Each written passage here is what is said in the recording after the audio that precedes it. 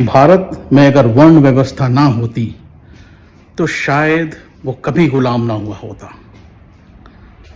8वीं सदी में जब इस्लाम का प्रसार शुरू हुआ, इस्लाम का फैलाव शुरू हुआ, तो वो सिर्फ मिडल ईस्ट तक ही सीमित नहीं रहा।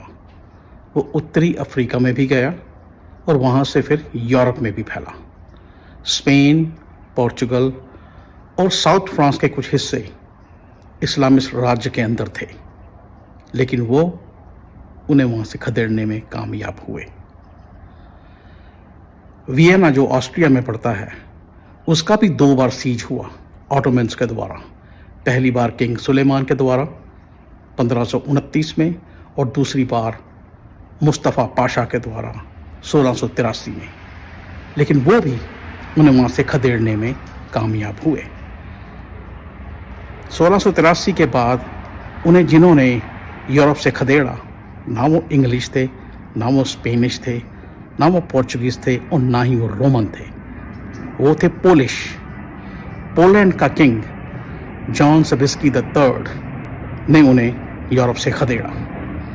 पोलैंड को आप अगर नक्शे पे देखें तो राजस्थान से बड़ा नहीं है। राजस्थान एक राज्य जो आज की बात कर रहा हूँ मैं, उससे बड़ा नहीं है, लेकिन उन्होंने उन्हें खदेड़ा।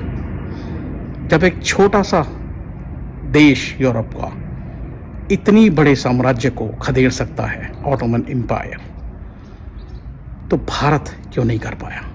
उसके पीछे क्या रीज़न थे? सबसे बड़ा रीज़न था वहाँ की वर्ण व्यवस्था। और इतना ही नहीं, भारत की वर्ण व्यवस्था का, भारत का समाज कैसे बटा हुआ है, ये सब उन लोगों को पता था। अल बेरूनी जब भारत आया 10वीं सदी के आरंभ में, आई थिंक 1015 या 1017 की बात है, तो उसने अपने किताब में इसका उल्लेख किया था। उसकी किताब तारीख़ अल हिंद में इस चीज़ का वर्णन मिलता है कि किस तरह से भारत का समाज 35 पार्ट में बटा हुआ था। उसने 4 पार्ट का डिफाइन नहीं किया, क्योंकि हर पार्ट में गरीबी भी होती है। सो वो फर्दर बटा हुआ था। ब्राह्मण समाज, क्षत्रिय समाज, वैश्य समाज, शूद्र समाज तो थे ही। इन समाजों के अंदर और भी वर्ग थे जिसका उन्होंने उल्लेख किया। तो उन लोगों को पता था कि भारत का समाज बटा हुआ है। ये जब भी कोई राजनीतिक कलेश के करके किसी को वहाँ से निकाला जाता तो वो भारत का रास्ता ही करते, क्योंकि वो उसके लिए एक आसान टारगेट था। ऐसा ही एक शासक था बाबर। बाबर भी डिसिडेंट है उज़्बेकिस्तान से। जब बाबर को वहाँ से निकाला गया, उसका सीधा भारत ही समझ आया कि भी ये थोड़ा सा इजी टारगेट है, इस पे जाके हम आराम से अपना जीवन व्यतीत कर सकते हैं।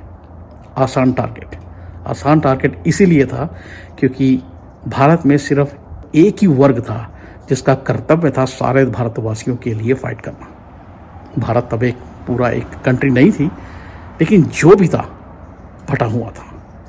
उस वक्त क्षत्रिय समाज का जो कर्तव्य था उसका पालन करते थे वहाँ के राजपूत, क्योंकि पहले राजपूत ही थे। सिख और मराठे तो बाद में आए हैं। 10वीं सदी में, 11वीं सदी में जब भी इस्लामिक इन्वेजन हुए तो राजपूतों ने ही उन्हें रोका, लेकिन वो भी लड़ के, मर के, फिर लड़ के, फिर मर के थक गए और आखिर में आके उन्होंने भी अकबर के आगे अपने घुटने टेक दिए। तो पूरे समाज में सिर्फ एक क्षत्रिय ही थे जिनकी ड्यूटी थी सबको प्रोटेक्ट करना। 70% समाज को तो आपने वैसे ही साइड में कर रखा था, भाई शूद्र हो, आप तो हमारे साथ लगो ही मत। बचे वैश्य, वो धंधों वाले लोग, वो तो लड़ेंगे नहीं। बचे फिर ब्राह्मण, उन्होंने धुनी रमानी है, जब तक वो धुनी नहीं रमाएंगे तो तुम्हारी जीत नहीं हो सकती। तो एक छोटे से अंश, जिसे आप मेरे ख्याल से 1/8 पॉपुलेशन के साथ अगर आप किसी शत्रु से लड़ेंगे तो जीतेंगे क्या भाई? कि समाज का 8वां हिस्सा ही सिर्फ लड़ रहा है। वही रीज़न था हमारी गुलामी का। इमेजिन कीजिए अगर ये समाज कभी इकट्ठा होता तो आज भारत क्या होता।